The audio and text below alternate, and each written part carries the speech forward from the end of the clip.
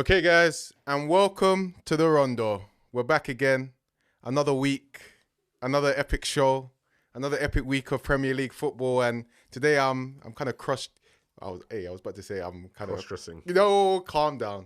Cross merchandise. Cross dressing's got some mad other connotations that I'm not involved in. Yeah, because I've got my Liverpool scarf on, but most importantly, I am Nigerian today. AFCON final today as well. So yeah, it's your boy A hosting. I am joined by my co-host Marcus. Come on. Tell him a little something. Best Chelsea fan about, you know what I'm saying? Sort of. How many games you been to this year? Shit. It's only to one, actually. Anyway, yeah. So only the host and co-host in the building today. I'm already getting a little bit hot. I'm gonna just move this here. But on this week, we've got lots to discuss. So we're gonna start off with that alien Haaland, who is now the top goal scorer in the league after 2 months out, and his partnership with Kevin De Bruyne as they put on a good 2-0 performance against Everton. Then we're gonna move into our weekly roundup on Rondos. Then we're gonna move on to Kane.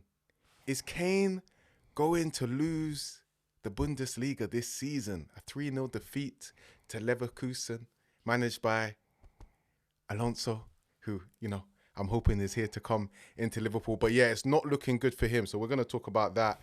Then we're going to talk about Bellingham and the top 5 transfers ever in football history. And then we're going to do a new little segment called Confessions if we have enough time. So jam-packed, lots to discuss. Let's start off with the 2-star boys at City, starting off specifically with Haaland. What's your thoughts on him, Marcus? He's just a goal machine. Like, if there's one thing you can guarantee from that player, it's goals. He might not be the most scintillating when it comes to build-up play. He might not be the most scintillating when it comes to passing, when it comes to how he affects the game as a whole. But when it comes to scoring, there's no one better in the league. There's probably no one better in the world right now. He's probably the best scorer we have in football right now. So I think he's on 15 goals now, is it? Yeah. No, 17. 17. Okay, 17 goals now. I think Salah's on 15. 17 goals now. Top scorer in the league. He's going to finish being top scorer in the league. He's going to score a lot more goals. It's just, now we're just back to the status quo. Kevin De Bruyne assisting, Haaland scoring. The league is theirs. That's it. Yeah, no, it's actually ridiculous. I think he scored something like 52 goals in 53 games while being at City. And you spoke about the fact that in the world right now, you don't know anybody else who's better at scoring goals. Else, no. I've got a question for you, because often the criticism for Haaland is the fact that he doesn't, take part in the beauty of the game. You don't really get dribbles. You don't get a lot of intricate play. It's just goals. Do you feel like that impacts his legacy? Do you think it matters? Question to you. This is a difficult question because I don't think Haaland has what it takes to ever be the best player in the world. Yeah. He's probably throughout his career going to be the best goal scorer in the world. Have the most goals in all. He's going to win so many European golden boots, but his all-round game would always stop him from being that guy. And the reason I'm saying that, because yes, goal scoring can help you be that, but it's not just the goal scoring. You have to be clutch as well. I don't think Haaland's clutch in the moments that his team needs him the most. He doesn't have those big moments for the club. For example, Ronaldo, yes, a great goal scorer. Even to the later part of his career, he wasn't as involved in the rest of the game, but he was clutch. When you need him, he came up and he scored the goals in the right times. Haaland is just a goal scorer. I don't see him as this clutch player who turns up in the big moments, but he's the best goal scorer we've seen in years. But last season, when he scored however many goals, he broke the Premier League goal record, scored 36 goals. City won a treble. He was obviously key to that. You don't think he was the best player in the world? We know Messi won the Ballon d'Or, but we know that was more sentimental. Was he not the best player in the world? I don't see. No, he wasn't the best player in the world. If he had won the Ballon d'Or, I'd still be saying the same thing. But I wouldn't say he doesn't deserve the Ballon d'Or. The Ballon d'Or is weighted on many different things. Obviously, your achievements, how you were as a player. But everyone knows the best player in the world was Mbappe. Everyone knows that. You understand? So interesting. We'll never see Haaland in that light.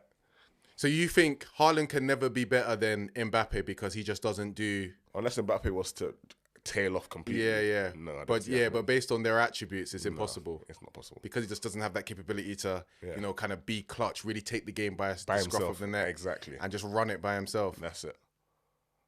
I think that's what separates the top players from the actual best players in the world. Fairs. Interesting. But is he world class? 100% world class goal scorer. But you can't be generational when you're in then. He could be a generational goal scorer, of course. Can he be a generational player? Yeah, well, why not? Yeah, I don't see why not. Interesting. Okay. Yeah, no, that's an interesting take, man. I had my hand on the bell, Yeah. but I thought it was well argued. It was well argued, and to be honest, them ones I was kind of agreeing with it as you were breaking it down, so I couldn't ring the bell. No, that was a good little argument. What about Kevin De Bruyne? What's already understood doesn't need to be said. Like, he is that guy. In all facets of play, he has good defensive capabilities. He actually works hard for the team. Yeah. He can pick up any pass. He can score from anywhere on the pitch. He's a phenomenal football player. And now that they have him back, sky's the limit for this team. So a TikTok I did on AA Talk Sport, little shameless plug there. Knee took too long to switch the camera, but AA Talk Sport, little shameless plug. Was the fact that I feel like Kevin De Bruyne and Haaland have a very good shout as being probably the best attacking duo in Premier League history. Already? Maybe it might take a little bit of a while. They might need to do it a bit more. This is something Jalen said last season. It is actually, yeah. But in terms of they've got all the facets to compete with any that we've seen. In my opinion. Who do you compare them to? So, I mean, I think you've got Kane and Son. You've got Bergkamp and Henry. You've got Lampard and Drogba. And you've got young Rooney and young Ronaldo, in my opinion. They'll never beat Dwight and York. Oh, Dwight, yeah. Why do you think they'll never beat them? I don't want to be like a nostalgia merchant, but like just growing up, that's what I heard throughout my youth.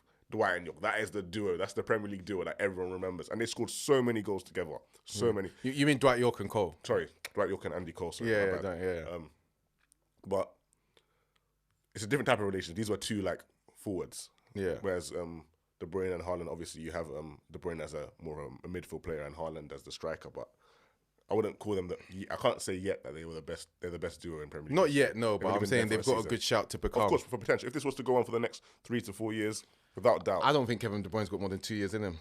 Then it's a bit techy. He ain't really got much hamstrings no more. But if you think about what they could do, if they could even have a full season fit together, in terms of the devastation that they could cause to this league, it's out of this world. But it's Man City, so. Yeah. Do you think City are going to win the league? Oh, without doubt. Oh, without a doubt. Yeah. Look at the table right now. You have Liverpool top with 54 points, City second with 52 points, and Arsenal third with 52 points. City have a game in hand. Forget the game in hand. City are the type of team that can go on a stretch of results. Next 10, 15 games, they can win all of them. And when they get into that run, yes, we've seen the likes of Liverpool in the past keep up with them. This Liverpool squad is not the exact same. No, it's not. It's not as strong as it is. I don't see that happening. So you think they're just going to win? Yeah, man. Like, they're going to walk it. Yeah, fair enough. Can't really argue too much. Okay, moving through into weekly roundup and rondos. So I think you wanted to say a little bit about your boy Enzo. We may as well start with that. Did you see the free kick? Come on, wait, hold on, lads, for a second. It was one Did free you kick. see the free kick? Okay. Forget the I've been seeing his performances recently. Did you see the performance against Villa? He dominated the field. No, he was good. He was good against Villa. You see, let's go back to the game against Liverpool at the beginning of the season. We saw Enzo by himself dominate that Liverpool midfield, dictating play, controlling the ball. When you see Enzo in a lot more reserved role, he affects the game a lot more because Enzo's the type of player, he needs the ball. He needs many touches on the ball. He needs to be picking out passes. What Poch has done this season is played Enzo a bit more advanced as an 8, which I don't understand why. Play him at 10 sometimes as well. Exactly. I feel like the problem is last season people were saying, oh, Enzo's not a DM. And no, he's not a lone DM, but he's meant to play in a pivot. So when you have Enzo and Caicedo together in that pivot, they can wreak havoc on any team in the Premier League. Enzo's sitting deep. You think so? Yeah, of course. We haven't seen it much. So against your club at the beginning of the season. At the beginning of the season? Yeah. We haven't seen it much. And then since then? Because he's been playing in the wrong position. At the beginning of the season, we didn't have Caicedo playing it. You have to remember. Okay. So it was Enzo having that deeper role. Yeah. As soon as Caicedo came into the to the team, Poch said, okay, cool, Enzo, I want you further up. I want you making shuttle runs. I don't understand. Enzo's not the sort of athletic player you want doing that thing. But for some reason, I feel like Pochettino has now realised, okay, cool, let's make a pivot of Caicedo and Enzo, and that will benefit both players a lot more.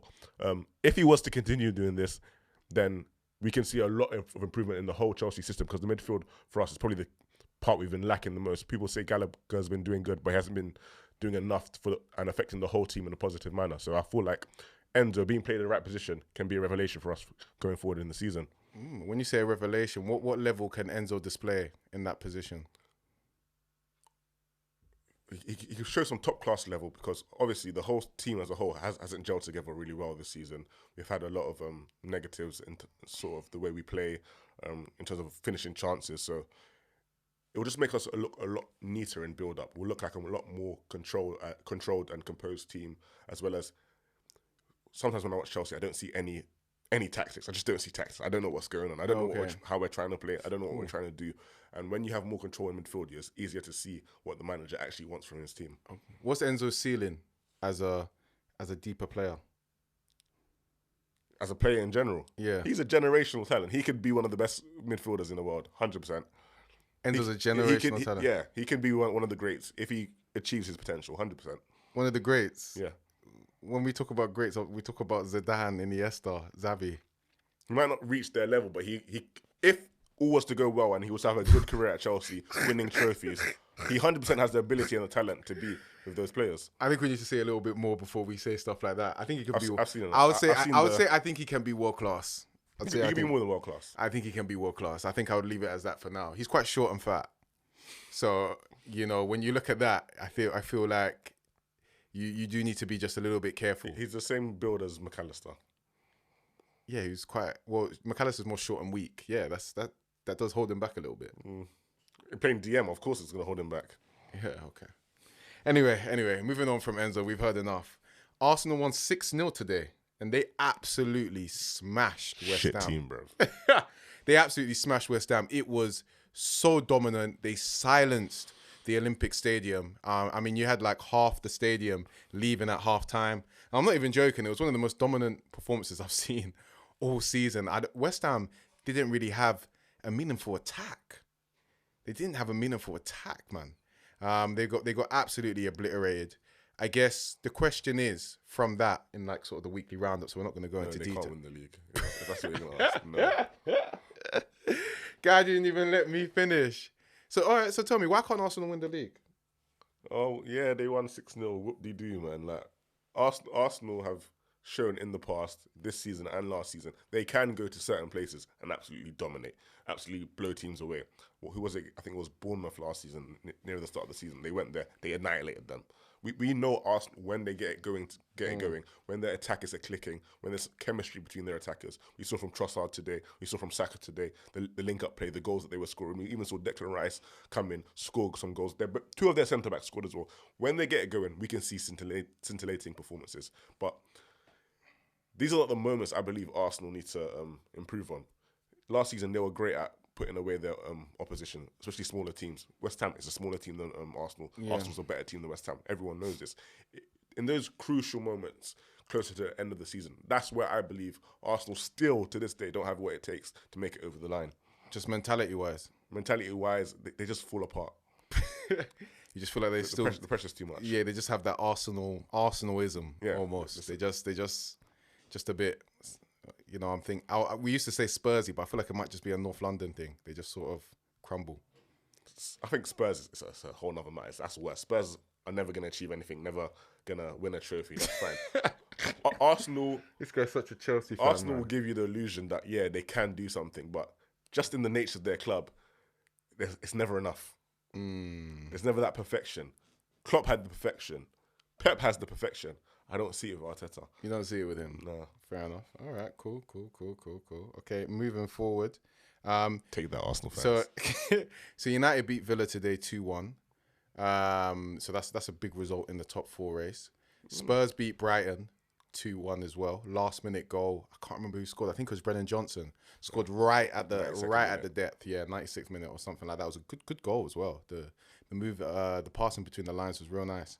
So I feel like those are the 3 for that 4th position. Who, in your view, is going to get there? United, Villa, and Spurs. Yeah.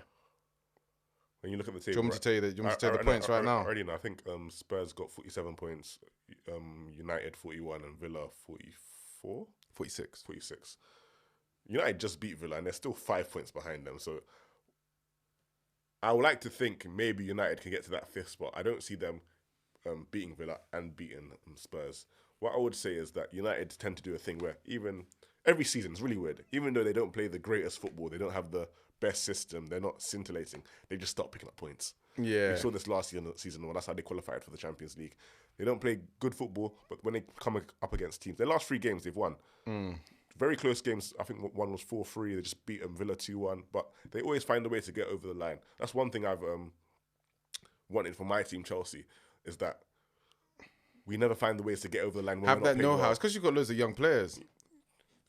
I don't think that's an excuse, but fair enough. Yeah. United have that, and I feel like if they continue doing that for the rest of the season, yes, they can go further and possibly finish 5th place. But Tottenham, with Son coming back and Richarlison in form, they've got quite a few attackers who can contribute to the play. Basuma's back as well this weekend after the AFCON.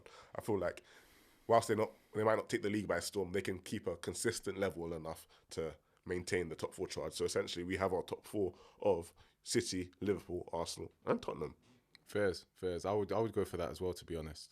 I think when you look at Tottenham's performances and the quality that they have, I do feel like they're the team that will come forth. I feel like Villa are dropping down now in the way that I feel like a lot of us expected them to. Yeah. I think because once everyone clocks, like, what? Like, you know what I'm saying? Villa are starting to pick up a lot of points. They're a bit of the team. The small teams sit back. The small teams also switch on. You know, the manager tells them that, you're playing a serious team this week. The bigger teams as well, they're told to bring their A game. You know, I feel like when they beat City 1-0, 2-0. Can't remember. They beat City and they had a really good performance against them. Like, they kind of City didn't really have like a lot of meaningful attacks and they dominated the game. And I think that was because we know City could beat Villa at the top of their game. That's because City almost underestimated them, in my opinion. And then they came into the pitch and they were like, what the hell? How are Aston Villa of this level? I feel like that's changed now. And teams have all switched on at the level that they're capable of. And I feel like because of that, they're beginning to struggle. So, yeah, I'm not sure. I think Villa are going to drop off, probably come... And how do you feel about United? Fifth or 6th. Yeah, United are weird, like you just described. Like, United are a team that, like I said, they are good at. They have that DNA within their club where they can get over the line and they can get results when they shouldn't. So I do feel like United will pull through some results now. I think it just depends how far Villa slip. Independent of whether United will overtake them. Because let's get it straight, like, United aren't gonna go on a mad winning streak. They're still gonna drop points because there's not enough. They're not good enough. I disagree with you. I feel like United's the type of team, they can win 7 games in a row. And you look at those games individually, you just think, I remember them being shit in this game, shit in that game. How have they gotten through? They're not going to go on a City run. No, that's what I'm saying. But they are capable of stringing some wins together. The only thing is, as you said, right now it's a gap of 5 points. And if Villa... We do have a few games left of the season. United will drop points. Villa will drop points. We just need to see if that gap can be closed. What I do want to quickly touch on United is Rasmus Haaland. At the beginning of the season, not me, but fans like Hugh, Jalen, you're giving him a little bit of stick. Oh, he's not scoring in the league. He's not living up to his reputation. I was always reserved, and I didn't speak too much on it because from what I saw from Rasmus Haaland at Atalanta and what I saw from him in the Champions League, I was certain there was a player in there. And the kid was 19. I feel like we're putting too much pressure on him. Yes, there's a 70 million signing, whatever it is. But forget the fee paid. Like, look at the actual talent of the player itself. Is there a player in there? Without a doubt. I think he scored 5 in his last 6 right now. He's on banging form, and in the future, that will be one of the best strikers in the league, without doubt. No, Marcus, let me explain to you what happened there. Me and Jalen were even talking about it the other day. You see with Hodgland, yeah? Højlund. We always rated him. Okay. Always said that he's got good traits. He's quick, he's strong, he's got decent technique as well. The thing is, yeah, if you're a rival player and you get 0 goals in 14 games or whatever type of goal drought that he got, you're getting cooked in the league. Either way, I don't care, bro. You're getting cooked either way. Any way about it. You're not going to put a record like that and think I'm not cooking you. And I don't care if you're 19, bro. You're playing PL football first team. You know Who's better, Højlund or Nunes? If you're playing, you're old enough, bro. Højlund or Nunes? Who's better? Yeah. That's a good question. I think it's similar. Interesting. I feel like, do you know what it is? It's like, I'm more sure Højlund will reach a certain level. But the level that Nunes is capable of, if he could just think for even a second when he goes through on goal, he'd be there. Because the most frustrating, like I've been so frustrated with Nunes since I've realized that he actually has a good range of finishing. Because his composure was so bad, I didn't even think that he had as good ball striking as he does. But he actually has a very good range. So that's what I'm talking about. And then everything else is absolutely fine. Whereas I don't think Haaland has anywhere near the level of intelligence and movement that Nunes has. It's movement, no. He has, and then pretty much in other aspects, I feel like they're around the same. But he's got a lot more composure. I just feel like he's just young. Do you know what I'm saying? Whereas Nunes has got a bit older now, so you'd expect him. 24, isn't it? Yeah, you expect the composure to start coming through, but it's not there. So, like I think Haaland's got I can see Haaland hitting a more certain level. Okay. Whereas I'm unsure about Nunes. Like Haaland, I'm sure can become a 15-goal a season striker. He could be a 20-goal. Yeah, I think he can become a 20-goal, but I'm very sure he can become a 15-goal. Okay. Nunes can become a 30-goal season striker. I'm not even joking. He could. He could also not crack 10. He could also not crack 10 goals. If Nunes scores 30 goals in a season, he's missed like 80 big chances, I promise you. Yeah, but he did it at Benfica. 22 goals, no? No, he scored 30. I scored like 20. No, it was not 30. It was like 28, 29. Okay. That's Portuguese league. Yeah, it is. But his Champions League record was decent as well that season. Yeah, he scored against you lot, didn't he? Yeah, he did, and he scored a good goal against Barca. But the thing is, he misses as well. He's a weird guy. That brought something to mind I was thinking about earlier on, strikers. Yeah, just want to talk about strikers quickly, We put a lot of pressures on these young strikers. When I look back to the past, like the old era of football, what young strikers were there doing it at the top level? Young strikers. Rooney. Okay, cool. But Rooney, I thought Rooney, Michael Owen, and then you had maybe Pato for a couple of seasons. But a young striker scoring 20 plus goals in the league was quite rare. It wasn't the norm. Oh, very rare, yeah. But for some reason, nowadays, we think strikers at the age of 22, 23, 21 should be the finished prospect. I don't understand that. Yeah, no, it's quite harsh. But the problem is, I think because there's a bit of a drought of strikers, you're having to put young boys into the position. And a lot of clubs haven't really sorted out their finances. So they're putting these kids to just start without even someone else there to sort of shadow them so that they can take them out of the team when they're going through a goal drought. Like Haaland went through that mad goal drought and Ten Hag kept on playing him because he had no choice. So you think United should sign another striker? United should sign another striker, I don't think so. I thought they should just let the boy play. No, sorry guys for that. They should sign another striker, but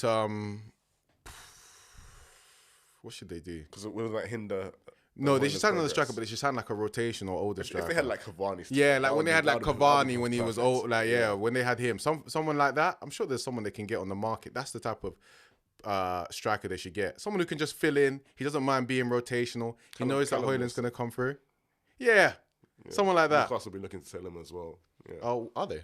Yeah, in the January transfer window, they wanted to sell him. Chelsea were interested. Okay, fair enough. All right, let's move on to the next agenda. Cool. Bellingham and Kane. I call him Jebediah. So Kane has joined Bayern Munich. I believe he had 25 goals in the league. He's doing amazing in terms of goals. He's doing his job. But you think about Kane's story right now is so sad. He was at Spurs for what, 7 years, 8 years? He was at quite a long time. He was at Spurs for a long time. Yeah. Obviously scored a ridiculous amount of goals, was on course to be the top scorer in Premier League history, couldn't win a single trophy, left Bayern to get trophies. Bayern are out of the DFB Pokal, they're the German Cup in a sense. That was good. It now looks like they can still win the league, but Xabi Alonso's Leverkusen look like the favourites. They beat them 3-0 on the weekend. They've gone 5 points clear now. They're playing better football than them. And it looks like after Bayern Munich have won the Bundesliga, 11 years in a row? They've won it every single year since Klopp was there. Mm-hmm. It looks like they might not win it for the first time in however long. Is this man cursed? Okay, firstly, it's too early to say because even if you look at Bayern last season, after Tuchel came in, Dortmund were on top of them for most of the running. And then just at the end, Bayern pip them. Yeah, you get. So I don't want to come out and say Leverkusen are gonna win the league because time and time but again. They're definitely favourites. And you got to remember, Dortmund become the worst team in the world when the pressure's on against Bayern. We don't. Leverkusen are looking a little bit more like the Finnish article this season. It's still February. Okay. It's still February. I agree with everything you say, but I know Bayern, and I've seen Bayern in the past. Every time you think they're not going to win the league, apart from when it was with Klopp, every single time you think they're not going to win the league at the end of the season, who's lifting the trophy? Yeah, Bayern Munich. And obviously, what I'm going to clarify, I'm not going to do this whole agenda. Kane is cursed. Kane can't win trophies. I'm not going to entertain that. Kane is the best player at Bayern, along with Sane right now. But the way the team is set up, the players that they're playing, the formation that they're playing, it's just not working. I love Tuchel as a manager. He's a great manager. He's done great stuff at Chelsea, but I don't think he's found a system that gets Bayern playing that Heineke's football that what's this German manager? What's his name? Former German manager. Oh, Flick. Hansi Flick. Hansi Flick type of football. You know that scintillating football, buying, attacking, bombarding you. I don't see that from Tuchel's team. Yeah, they don't play that. There's a lot of personnel that I don't really know. Pavlovic, who's that? He's playing centre mid against their rivals. Yeah, that doesn't really make sense to me. That's the only thing that I could see costing them. They don't. Whilst Kane is scoring so many goals, it's not. They don't provide any fear. Like if I was Chelsea, they're playing Bayern Munich tomorrow. Nah. If I'm Liverpool playing Bayern Munich tomorrow, I'm not that scared. If I'm Arsenal, I'm not that scared. Even if I'm United, I'm not that scared. They're a decent team, but they're not. They don't have that fear factor. No. That's why I feel like Leverkusen might win it. Like if I was going to put money on it right now, I would go with Leverkusen because Bayern Munich just don't look quite like a team. The system doesn't seem to be on job, in my opinion. And I don't. Obviously, they can make it click like that because they do have a lot of good players, but it just seems like it's a bit off. A lot of pressure starting to build up there. Fans are really unhappy. Their hierarchy's a little bit unhappy as well, and their hierarchy's crazy. So. Yeah, I don't know. I really feel like it might be Xabi Alonso's year, and it's absolutely beautiful to see. I want to make a comment on Xabi Alonso. I haven't watched too much of Leverkusen this season, but I decided, okay, I'm going to sit down and watch this Bayern Munich game. Yeah. And I've seen a lot of social media on Twitter. Everyone's like, oh my God, look at the way Bayer Leverkusen's playing. I'm not going to lie. They won 3-0, but I didn't see what the big hype was. I didn't see any brand of football that I thought, oh my God, bring this to the Premier League. There's times I watch De Zerbi's Brighton and I see the football, I'm like, quality. I can see exactly what this manager wants and exactly what this manager's doing. With Bayer Leverkusen, I can see the glimpses and little things, but I want to hold back on the praise for Xabi Alonso until I see. I'm going to watch the next few games and see, honestly, proper managerial tactics input. Yeah, no, but you see, with Leverkusen, right, I feel like it was a little bit more of a defensive approach against Bayern on the week. They can play real nice football at times. I feel like Xabi Alonso has just got the capability to be quite adaptive with the way he goes forward with things. Do you think that's the type of manager you want at Liverpool? I'm okay with him being adaptive. He still plays like front foot football. It's not like he sits back. Like even though it was defensive, they didn't sit back. They were just very rigid. They didn't really let their players go they were really free defending the wings. That's what I saw him target. Yeah. They defended the wings. Yeah, and they're also like they were compact. Yeah. So, but I'm okay with that. You know what I'm saying? I just want you to play positive football. You know, I don't want any anti-football. What would you call manager his brand of football? Huh? What would you call his brand of football? I don't really know, to be honest. I haven't watched them enough. Every time I watch them play, they played a little bit differently. Yeah. So, but yeah, no, I would still love them at the club. So yeah. I mean, Jalen's putting pressure on us guys, so because he wants to watch the AFCON final. So I'm gonna ask Marcus a last question on Bellingham because I feel like we did say that we were gonna cover Bellingham. So, in regards to Jude Bellingham, obviously he scored. What happened with him on the weekend? I didn't scored 2 goals. Obviously. Two assists and a goal from Vinicius as well. But focus on Bellingham. He scored 2 goals against Girona, who are their rivals in the title race.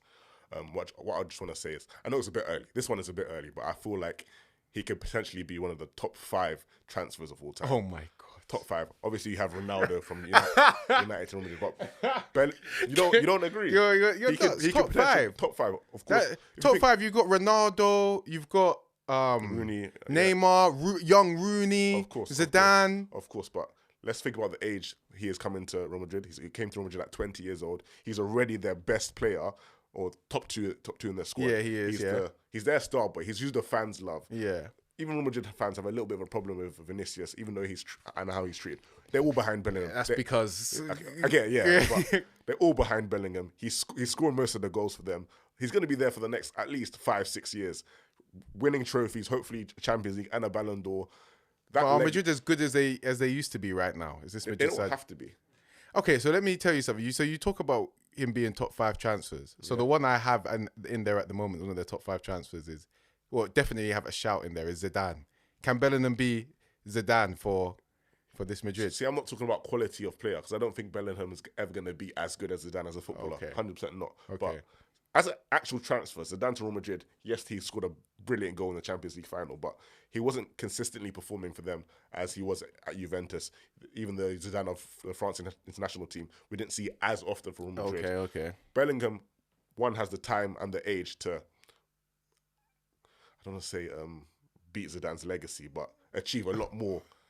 That's beat his legacy. That's what you're saying. But he could beat his legacy, but he won't be a better footballer than him. He won't be a better footballer. Every day of the week, I'll take Zidane over Bellingham. I'm going to get that out there every day of the week. But Bellingham could have a better legacy there. So he could be a better signing than Zidane. Wowee. You know what, on that note, let's round up the pod, guys. Sorry, it was a short one this week, but we've got to watch the final ahead of us going live on the Rondo later. So, yeah, man. Love to all. Like, subscribe, and all that love.